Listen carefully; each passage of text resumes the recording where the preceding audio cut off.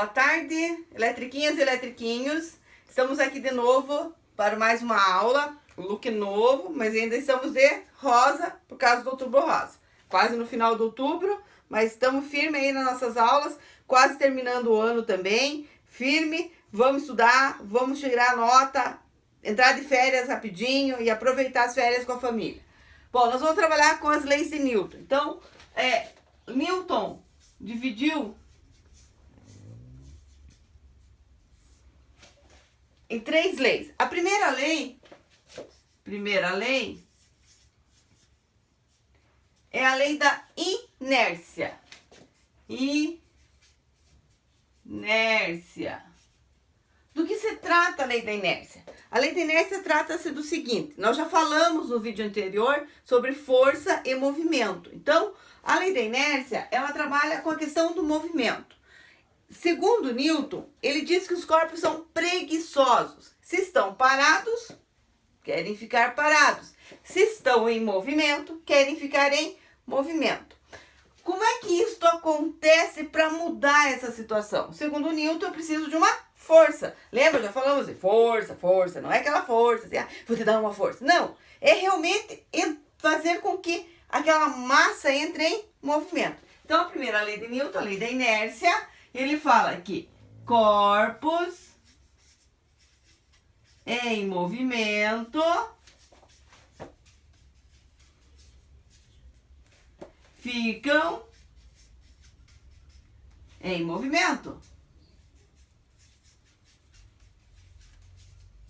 E corpos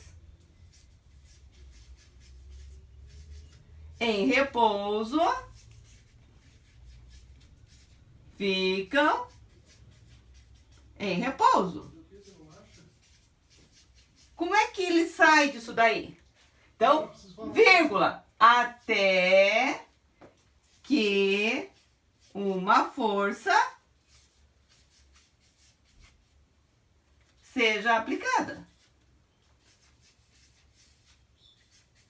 Então, o meu objeto, ele está em movimento, eu seguro. Então, eu apliquei uma força, ele vai parar. Ou, ele está parado, eu empurro. Então, ele vai entrar em movimento. Então, esta é a lei da inércia, que a gente chama de lei da preguiça, porque eles não querem mudar a sua situação. A segunda lei, ela vai vir para complementar a primeira, né? Então, a segunda lei é a lei da dinâmica.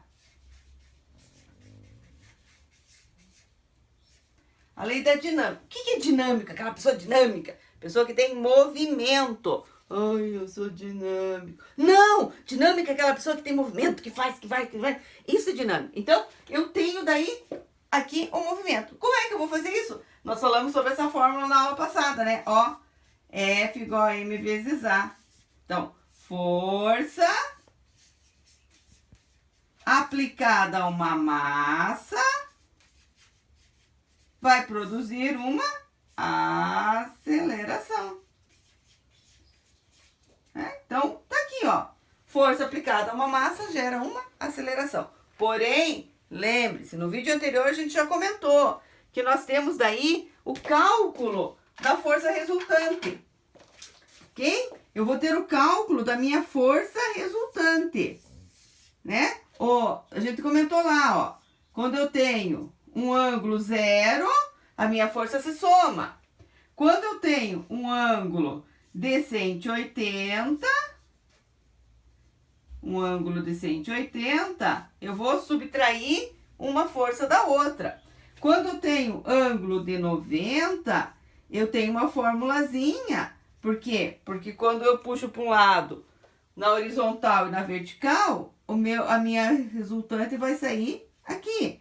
Ou para ângulos menores que 90 ou maiores que 90, eu tenho uma fórmula maior que nós já vimos no nosso outro vídeo para o que acontece quando eu tenho. Então, o de 90 ou ângulo maior ou menor do que 90, né? Então, a gente já falou sobre isso na aula passada. Então, eu posso utilizar a fórmula da segunda lei, porém, eu preciso primeiro achar a força resultante.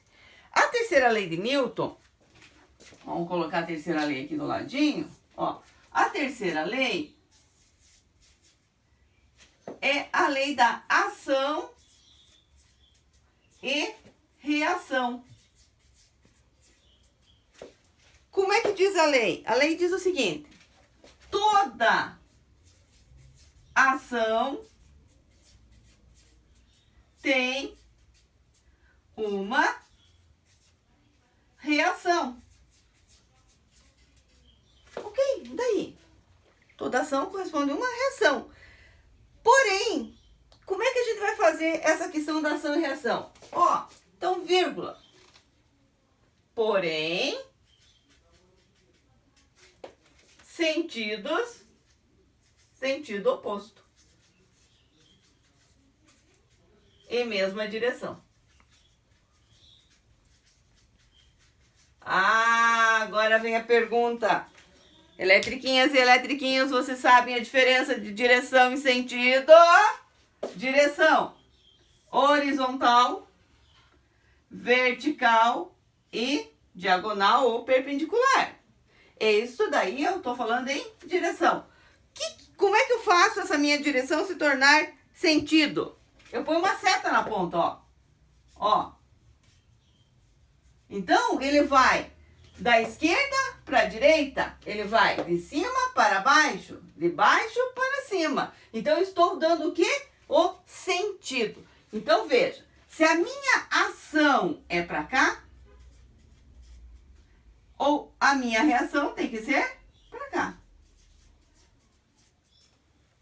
Ó, temos uma estrada. Aqui eu tenho um objeto. Olha que bonitinho meu carrinho, ó. Aqui é a luz. Aí, esse objeto encontra um outro objeto.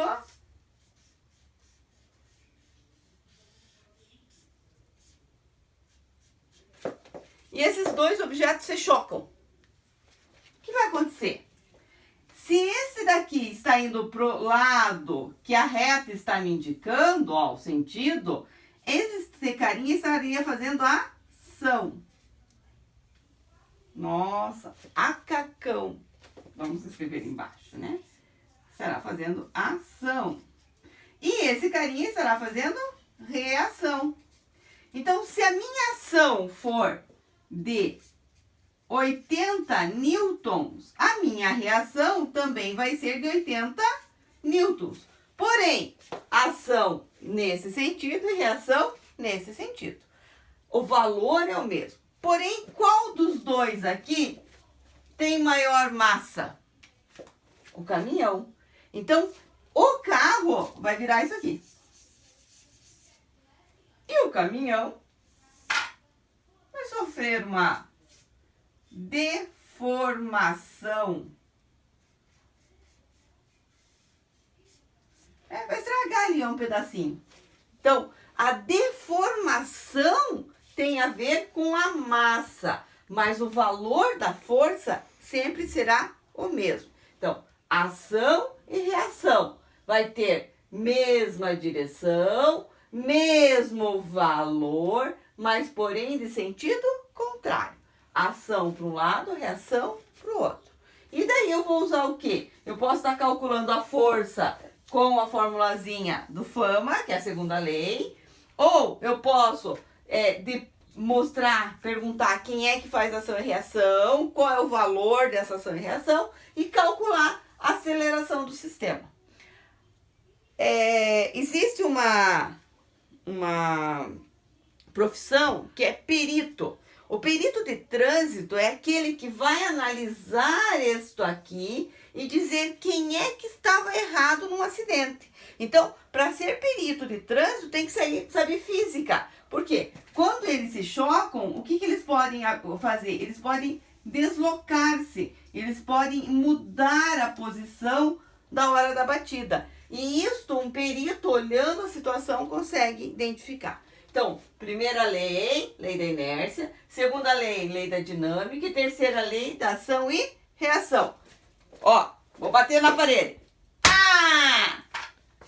Isso doeu mais na parede do que em mim. Não, doeu igual. Por quê? Porque a força aplicada é a mesma. Então, se eu bato na parede, a parede bate em mim. Por que que eu vou ter uma deformação maior que a parede? Porque a massa da parede é maior que a minha massa. A massa da parede está ligada à casa. Então, ação minha, reação da parede. E eu que fico com dor na mão. Eletriquinhos, eletriquinhos, boa prova!